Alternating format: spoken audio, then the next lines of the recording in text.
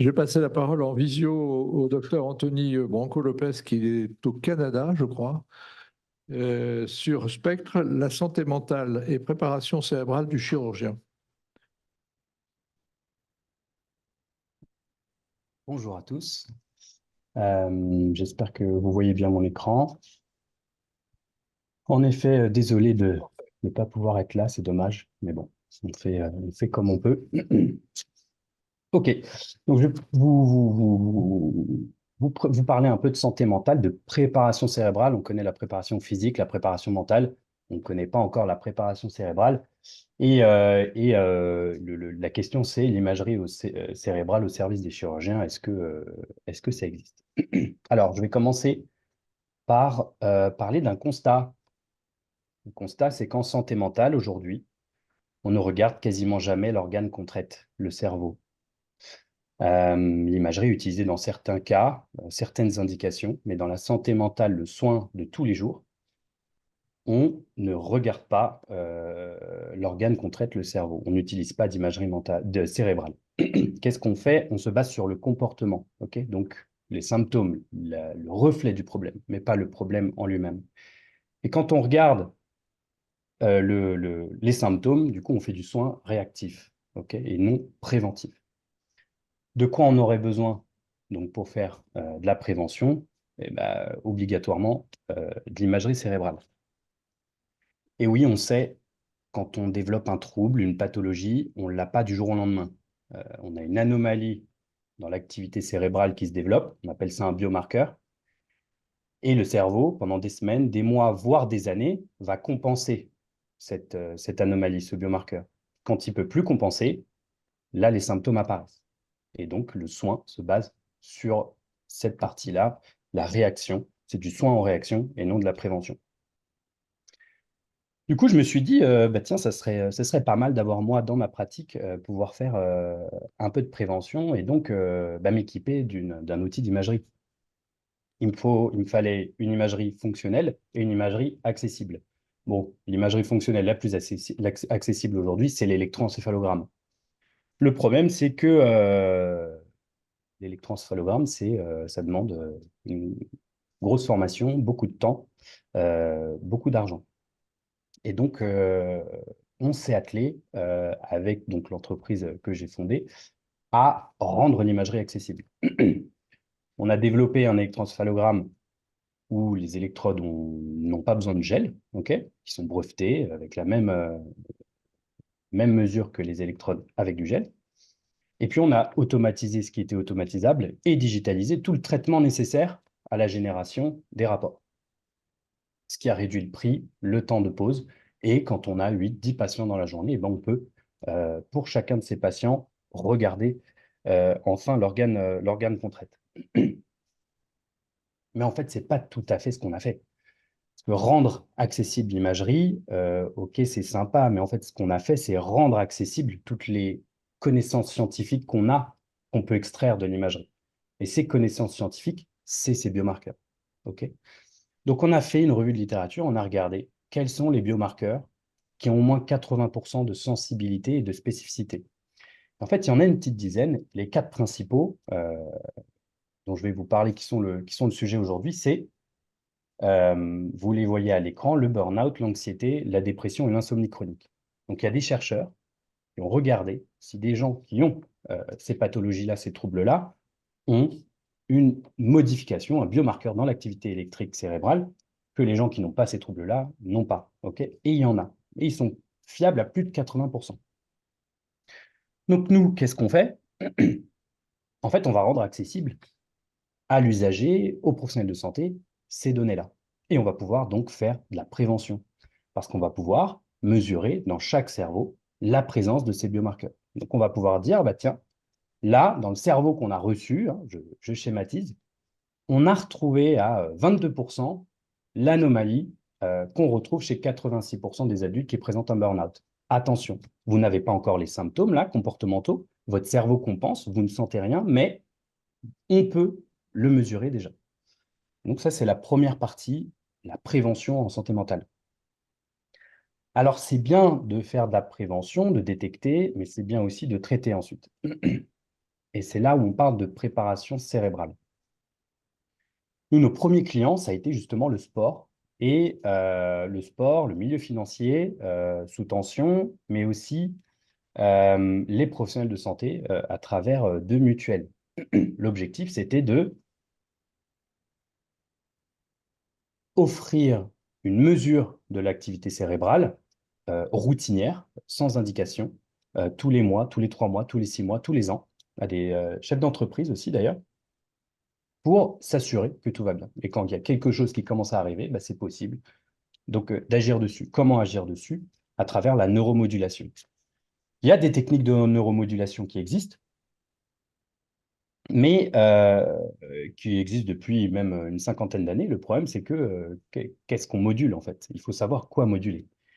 Et maintenant qu'on peut mesurer précisément ces biomarqueurs, ben, on peut les moduler. Donc proposer des protocoles de neuromodulation. Qu'est-ce qu'on a fait encore une fois?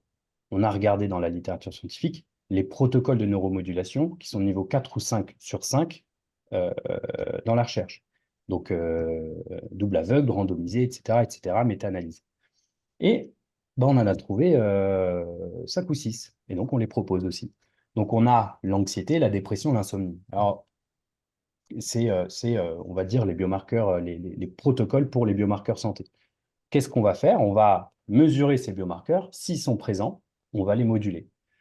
Exemple, une personne où le biomarqueur, par exemple, du surmenage apparaît, du burn-out, mais à 30 ou 40%. La personne n'a pas encore de symptômes, euh, mais on le détecte. Qu'est-ce qu'on peut faire? On peut moduler ce biomarqueur-là. Ce biomarqueur-là, c'est la fréquence du pic alpha. Bref, on passe les détails. Il est un peu décalé. Mais on va donner une récompense pendant cette neuromodulation, une récompense au cerveau si cette fréquence du pic alpha se remet au bon endroit. Donc on remet les choses à leur place, on réduit la présence des biomarqueurs, ce qui réduit fatalement les symptômes. Il n'y a pas de magie. Et voilà, dans ces études, on voit notamment les protocoles pour l'anxiété, une 60-80% de répondants avec une réduction des symptômes comportementaux. Euh, Au niveau de la dépression, 80% de répondants et au niveau des échelles et des questionnaires, une réduction de moitié des scores. Et au niveau de l'insomnie, pareil. Donc ça, c'est la détection des biomarqueurs avant ou après symptômes. Le plus important, c'est en routine, c'est avant que les symptômes arrivent. Et puis, s'il y a quelque chose qui apparaît, c'est possible, à travers la neuromodulation, euh, de corriger ça. Pour ce qui est mesurable, évidemment. On a d'un côté les biomarqueurs, les protocoles pour les biomarqueurs santé, mais on a aussi des biomarqueurs cognitifs. On va dire que c'est la partie qui est un peu plus dépendante de nous. Comme vous pouvez le constater, en fait, on n'a pas inventé grand-chose. On fait du lien, en fait, entre la pratique courante, l'usager, et des connaissances scientifiques qui, avant, n'étaient pas connectables, n'étaient pas utilisables dans la pratique de tous les jours parce que il fallait être formé, il fallait un EEG, il fallait mettre 45 minutes à installer, il fallait payer, il fallait se former, etc. Ok. Il y a une partie, c'est les biomarqueurs cognitifs.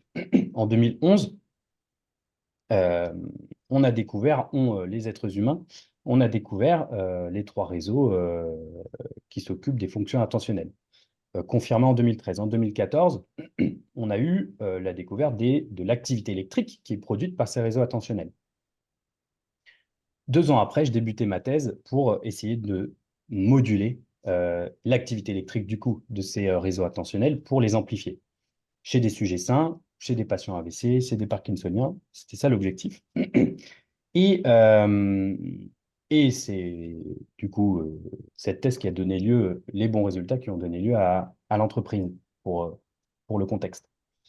Et donc, quand on amplifie l'activité électrique des réseaux attentionnels à travers ces programmes de neuromodulation, eh bien, on se retrouve à améliorer la résistance aux distractions, le maintien attentionnel, le temps de distraction, jusqu'à 30% chez le sujet sain. Et donc, en fait, on va, au lieu de proposer des exercices au niveau du comportement en espérant que ça a un impact sur les réseaux attentionnels dans le cerveau, là, on va direct mesurer et moduler les réseaux attentionnels, les fonctions attentionnelles à leur source pour une meilleure efficacité et surtout un transfert dans la vie quotidienne obligatoire, vu qu'on est à la source des choses. Enfin, parler un peu plus de vous. En 2009, dans le labo à Genève où j'ai démarré ma thèse, on a tout le labo évidemment bossé sur ça et on a un collègue qui a justement fait ces exercices de neuromodulation chez des chirurgiens pour les compétences microchirurgicales. Donc, quelques séances de neuromodulation, mesures avant-après, et il y a eu des effets significatifs, notamment un niveau de technicité globale mesuré avec des échelles et des questionnaires sur les compétences de 15%. Une anxiété réduite, ça c'était le petit bonus. Comme ils voient pendant la neuromodulation, ils voient que leur cerveau s'adapte, s'améliore, donc ils se sont sentis plus en possession de leurs moyens. Est-ce que c'est placebo ou pas au niveau de l'anxiété, ça c'est sûr. Et l'objectif, et donc ce qui s'est passé, c'est qu'ils avaient un peu moins d'anxiété sur le moment. Et le temps global vraiment des interventions, jusqu'à moins 26%. Donc ce qui est assez conséquent. Donc ça, c'est par rapport aux chirurgiens précisément. Et puis en parlant vraiment de l'utilisation de l'outil, est-ce qu'il sert ou pas? Donc ça, on parle un peu de notre partie. On a en 1 an et demi de commercialisation déjà plus de 13 000 utilisations. Ça veut dire aussi plus de 13 000 électroencéphalogrammes dans notre base de données, ce qui nous permet en fait de faire de la recherche. Et on a déjà publié, notamment là en ce qui nous concerne, sur les athlètes et le milieu financier, comme je vous disais, où dans le football, on a pu montrer plus 80% dans la vision périphérique, sur les traders, une qualité de sommeil, plus 1%, et au niveau des pilotes, Formule 1, 2, 3, les protocoles attentionnels qui ont augmenté le maintien attentionnel, la résistance aux distractions et le temps de réaction jusqu'à 30%. Donc, en résumé, il est possible maintenant, dans son cabinet, d'avoir un outil sans avoir besoin d'être formé, sans avoir besoin de casser la tirelire et sans passer euh, 3 heures à chaque utilisation, un outil d'imagerie pour s'assurer qu'on est en bonne santé mentale. Et si jamais il y a quelque chose, on peut faire de la préparation cérébrale, réduire ses biomarqueurs santé ou amplifier certains biomarqueurs cognitifs. Et voilà. Merci pour votre Merci beaucoup. attention. Merci. Docteur Couffinal, qui a levé la gloire tout de suite. Oui, oui, parce que moi, je suis très, très intéressé par cette présentation et j'entends parler de la neuromodulation enfin, tout le temps comme traitement. Alors, c'est quoi et ça marche comment et comment vous la faites, quoi? Parce que là, Ouais. c'est du diagnostic, c'est effectivement avoir des marqueurs et suivre l'évolution des marqueurs. C'est ça. Donc, dans la neuromodulation, il y en a plusieurs. Il y en a une qui est on va dire, intrinsèque, on ne module pas par l'extérieur, mais par un apprentissage par conditionnement, c'est le neurofeedback, et plus précisément le G-neurofeedback, le neurofeedback basé sur l'électroencéphalogramme de la personne. Ça marche comment? On va mesurer en temps réel donc l'activité électrique qu'on souhaite moduler, et on va la montrer en temps réel à la personne. Ok. Donc, elle va voir son activité cérébrale, là, enchaîne. Et on va lier cette activité cérébrale à un exercice, à une récompense et une absence de récompense. Là, la tâche de neurofeedback basique, classique, c'est stimulation visuelle, stimulation auditive. Quand l'activité cérébrale est au bon endroit, là où on veut l'amener, là où on veut la moduler, l'écran devient vert, l'activité devient verte, et il y a une musique qui se lance que la personne a choisie. Donc évidemment, l'activité électrique, au début, elle est au-dessus, elle est en dessous du seuil. Récompense, absence de récompense, récompense, absence de récompense.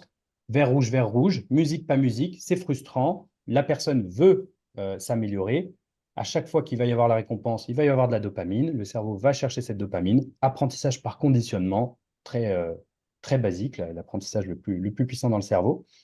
Au bout d'une séance d'une demi-heure, on a les effets, sauf que comme c'est de l'apprentissage, au bout d'un jour, un jour et demi, on les a plus. Donc avant, par exemple, une intervention bien spécifique, une petite séance avant, on booste, on améliore l'activité électrique de son cerveau. on fait ce qu'on a à faire, et ensuite on revient à la normale. Mais comme c'est un apprentissage, ça répond au principe de plasticité cérébrale. Plus on en fait, plus régulièrement, plus l'apprentissage est lent. Dans la littérature, là aujourd'hui, une séance par semaine pendant 8 à 12 semaines, et les effets peuvent durer 6 mois à 1 an. Ça dépend après des capacités de plasticité cérébrale de la personne, si c'est un patient ou pas. Et voilà.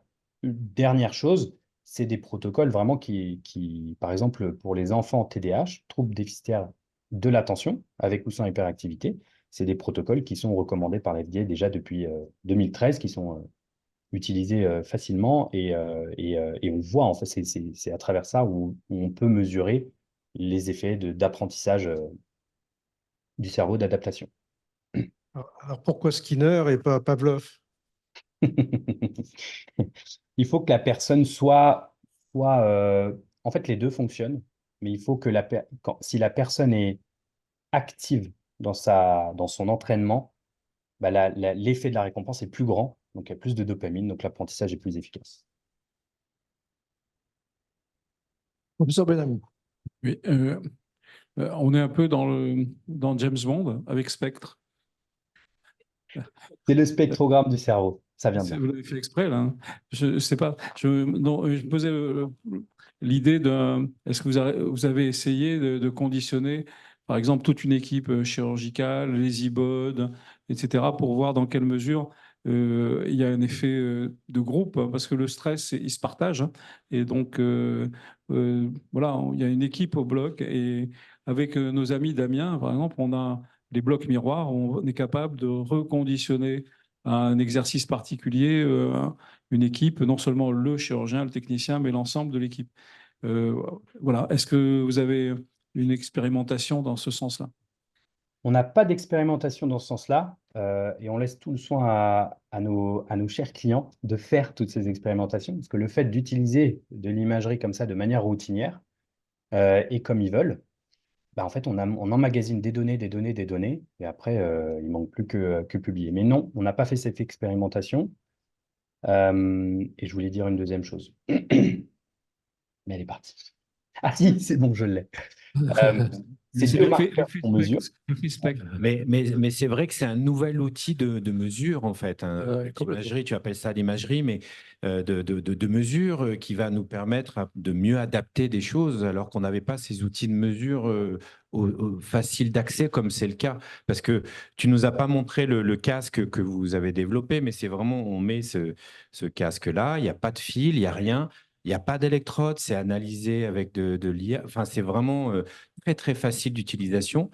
Et on n'en est qu'au début, donc il va falloir construire les données là-dessus. On n'a pas eu Ouais. le prix du système, l'abonnement au gaz. Comment vous faites? Eh bien, en fait, on met à disposition l'électroencéphalogramme à 300 € par mois, un abonnement, donc, parce que c'est un outil très, très, très, très cher, et 15 € l'utilisation. Et en fait, à ce prix-là, l'objectif, c'est d'encourager l'utilisation. Et les trois quarts de nos clients sont des libéraux, en fait. C'est des cabinets, soit pour eux, soit pour leurs patients. Et le reste, bah, c'est des hôpitaux. En fait, c'est un électroencéphalogramme. Hein. On parle d'innovation, on parle de nouvelles technologies, mais ça reste un électroencéphalogramme avec le nombre d'électrodes qu'il faut pour faire un électroencéphalogramme, pour avoir le tracé, pour faire de l'EEG quantifié. Et donc, on a des clients qui n'utilisent même pas les biomarqueurs, qui juste font des électroencéphalogrammes, mais plus faciles. Et ils n'ont plus 1 heure à se taper pour traiter les données, quoi. J'ai une petite question encore. On en avait déjà discuté. Vous n'avez pas encore le code CCAM de l'électroencéphalogramme. Il n'est pas validé en tant que tel. Non, pas encore. En fait, ça dépend de l'outil, la partie hardware, on va dire. On est compatible avec d'autres électroencéphalogrammes qui, eux, sont dispositifs médicaux. Et donc, c'est possible de se faire rembourser. Après, même sans ça, on est déjà remboursé par certaines MDPH et par certaines mutuelles. Donc, on va y arriver. C'est un processus long et voilà. Merci beaucoup.